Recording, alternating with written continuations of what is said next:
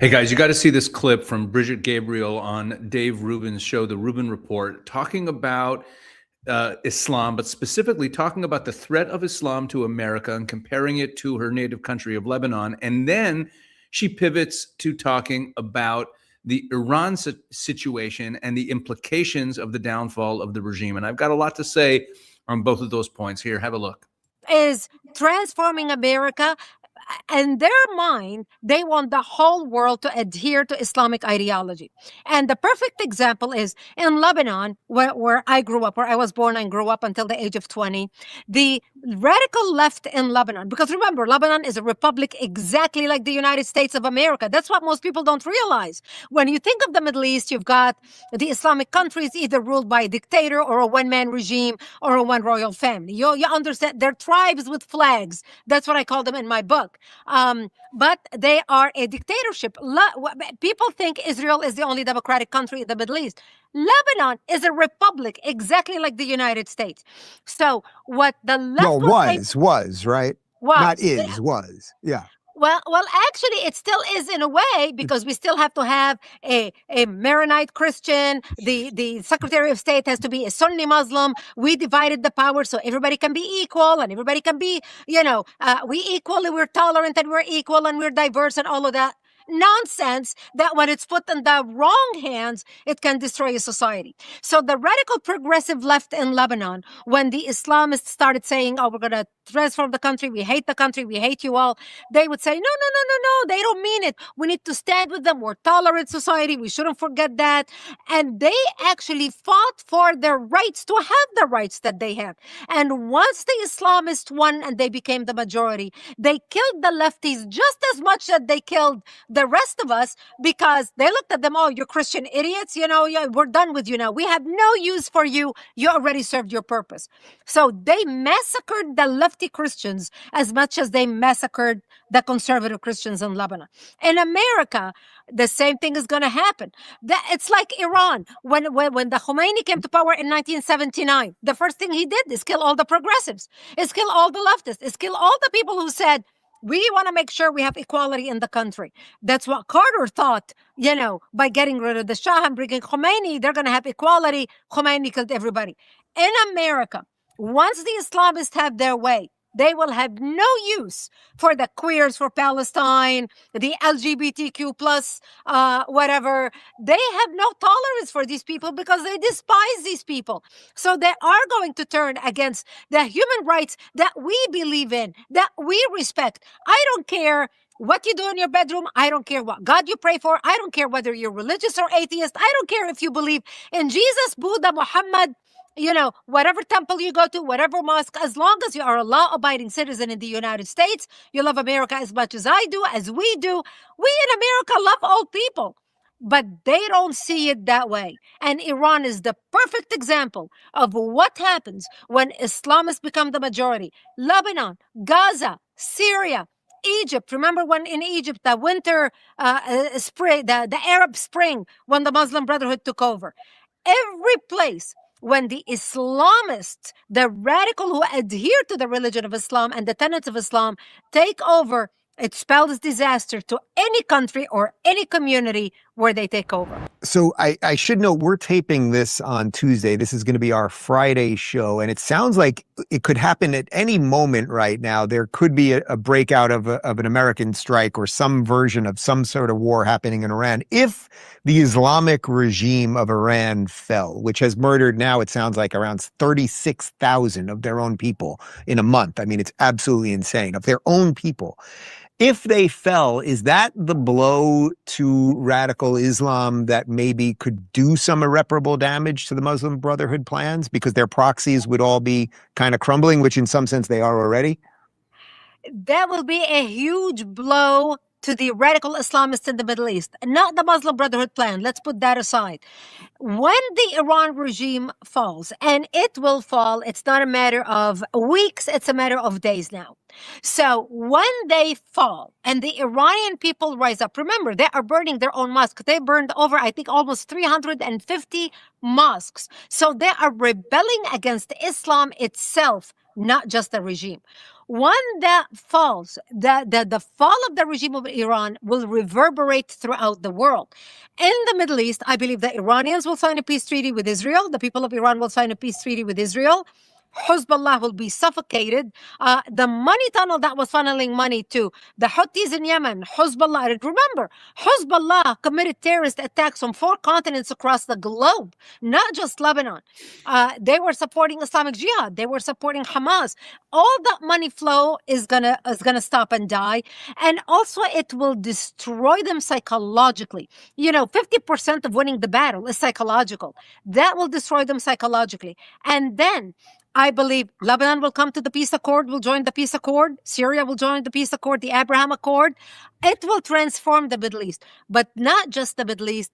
It will enable us to take our military power and divert and start focusing on protecting Taiwan, other interests in other parts of the world. Because remember, the only reason we have a base in Qatar is basically because of Iran. That's why we have a base in Qatar.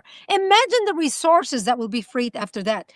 That is very different than the Muslim Brotherhood. The Muslim Brotherhood is a Sunni movement.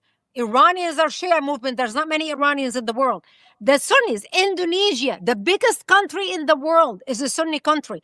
280 million Muslims all adhere to Sunni Islam. So the Muslim Brotherhood and their plan, the Muslim Brotherhood will always have sympathizers all over the globe. And that's why we need to start going after them globally, designating them as a terrorist organization, like what some Arabic countries did, like Saudi Arabia, like big countries that designated them as a terrorist organization because they don't want them there. They don't want to have anything to do with them. They are banned in those countries. Okay, I got a lot to say about this. So she made a lot of interesting points. Not everything I agree with. Let's start with what she started out with. She was talking about the Islamic plans for America, that everywhere they go, they take things over. And, this sounds a lot like, boogeyman stuff. Like, oh my gosh, these are people on the right who are saying that the Islamists just want to take over. These people just want to come to America and have a better life for themselves. Well, I've shared this before, but I'm going to share it again here. Back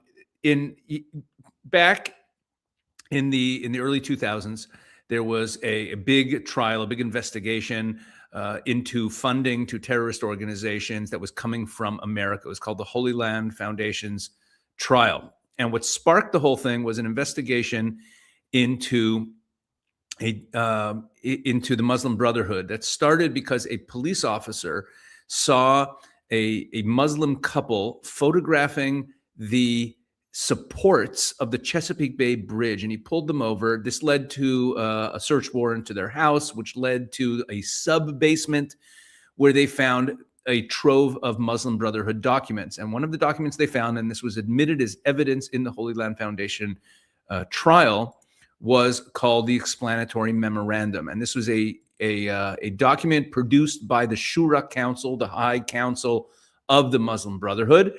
And this memorandum is meant to explain what the purpose of jihad in America is. So look at this. Understanding the role of the Muslim Brother in America.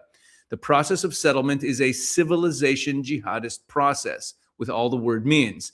The Ikhwan must understand, meaning the Muslims must understand that their work in America is a kind of grand jihad in eliminating and destroying the Western civilization from within and sabotaging its miserable house by their hands, meaning the hands of the Westerners and the hands of the believers, so that it is eliminated and God's religion is made victorious over all religions. Without this level of understanding, we are not up to this challenge and have not prepared for ourselves for jihad yet.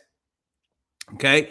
Now, think about that. That is their own, this is the Muslim Brotherhood program. Now you might say, well, a lot of Muslims in America aren't Muslim Brotherhood. Well, here's a wake-up call.